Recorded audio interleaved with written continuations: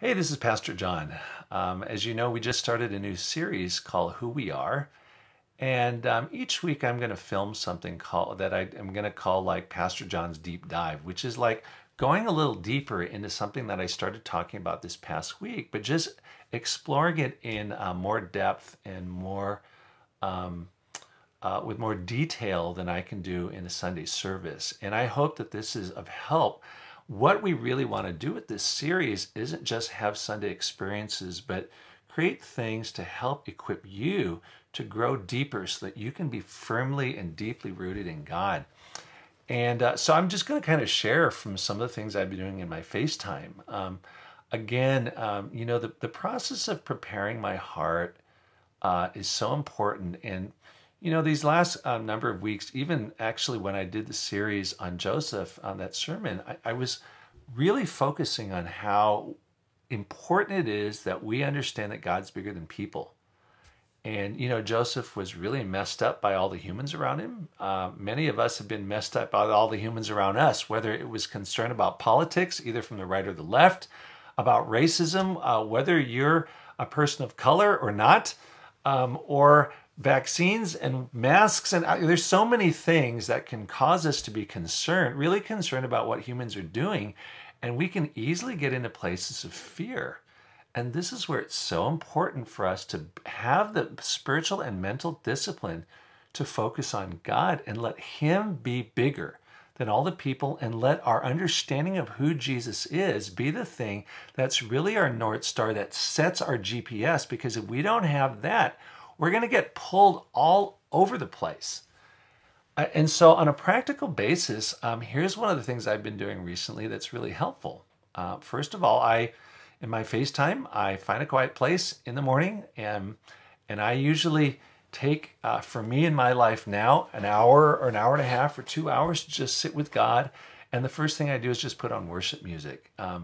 Sometimes it's Hillsongs, sometimes it's Bethel music. More recently, I've been using Maverick City, either on streaming or I'll go to YouTube and turn on a Bethel worship set, or this last month, it's been a lot of Upper Room where I can just get in there and worship. Like I get up, I walk around, I lift up my hands, use my body and so forth, and get into worship God and open up my spirit. I have a prayer language, and so I pray in tongues quite a bit because I just found that it sensitizes me and helps me to focus. And then I read the scriptures, and what I really do is like cut and paste stuff that I'm reading into my journal, and then I will sit there and make observations about it and then pray and ask God just to focus my prayers. And so not long ago, I was looking at Revelation chapter 1, and so I'm just going to read to you from the book of Revelation, and beginning verses 9 to 16. And let me say why this is so important. As I said last week in service, it's really important for us to understand who Jesus is. And the book of Revelation tells us what happens at the end. It's the end of the story. Right? And so it tells us what the right side of history is. But more important than that, it's a revelation of Jesus. And the word revelation actually comes from the Greek word that we get apocalypse from, which means like, it sounds really scary. But the word apocalypse literally means unveiling, or having our eyes open so we can really see. And so I found the book of Revelation recently to be really helpful in getting me to understand and look with the eyes of my heart into who Jesus is.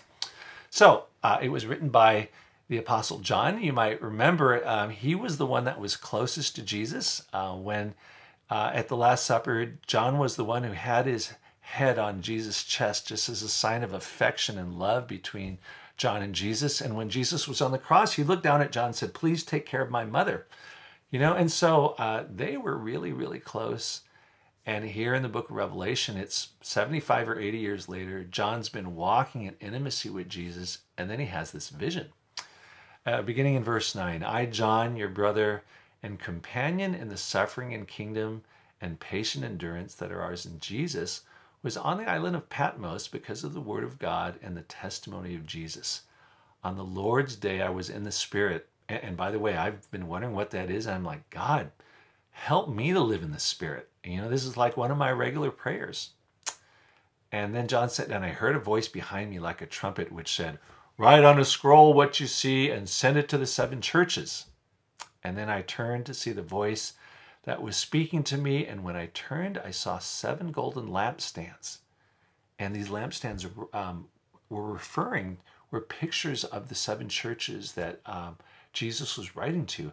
And among the lampstands was someone like a son of man, dressed in a robe reaching down to his feet. And this robe indicates that Jesus was the high priest. And he had this golden sash around his chest, which was like, I guess, kind of like Miss Universe, But it was really a sign that says, I love the church. I love the bride. And the hair on his head was white like wool, as white as snow, like way whiter than mine. And this has to do with Jesus' authority and his purity. And then it says his eyes were like blazing fire, that there was like this intensity of love and jealousy and zealousness for his purposes that were coming out of his eyes. And his feet were like bronze glowing in a furnace. And so it's like, the works that he has done survived, and he is full of purity, and that he is he's the God of judgment.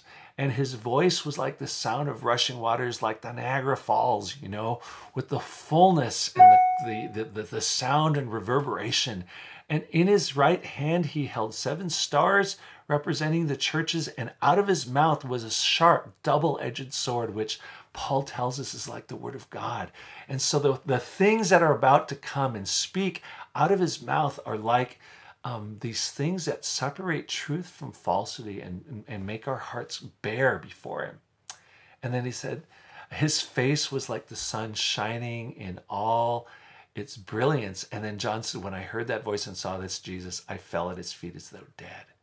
And it's like, wow. This John, who knew the Jesus of the Gospels, sees a vision of the Jesus of Revelation, the resurrected Jesus, the one who reigns, and he's awestruck.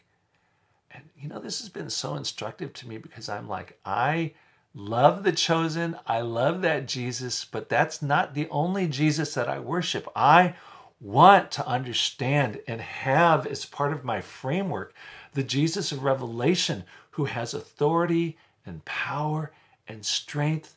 And that's the one I want to worship. And so, what I did is I basically took this and wrote my things down. I often find it helpful to go to on Bible Gateway to look at the Message and the TPT version to get other colors and thoughts of how people understand these things.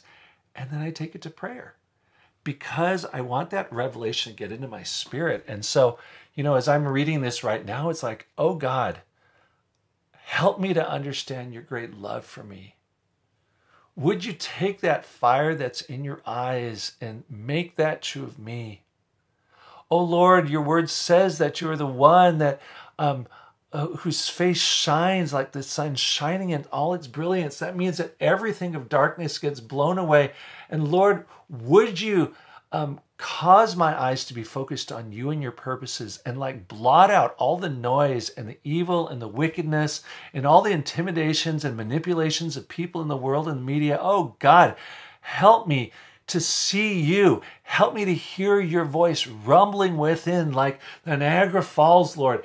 Lord, I want the things that I do to last like your feet that are like glowing, like feet glowing in a furnace. Oh Lord, would you just open my eyes? And this is the sort of thing I can just spend a lot of time doing.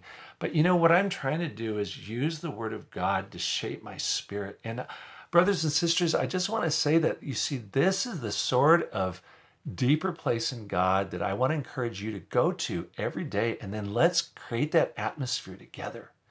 And you can even do this with your kids, read those things, and then let's ask God to help us to worship him, help us to proclaim who he is. Let's fix our minds on this Jesus so that the noise of our world is lessened because we see a greater vision. I hope this is helpful to you. I love you, and I can't wait to see you again. God bless you.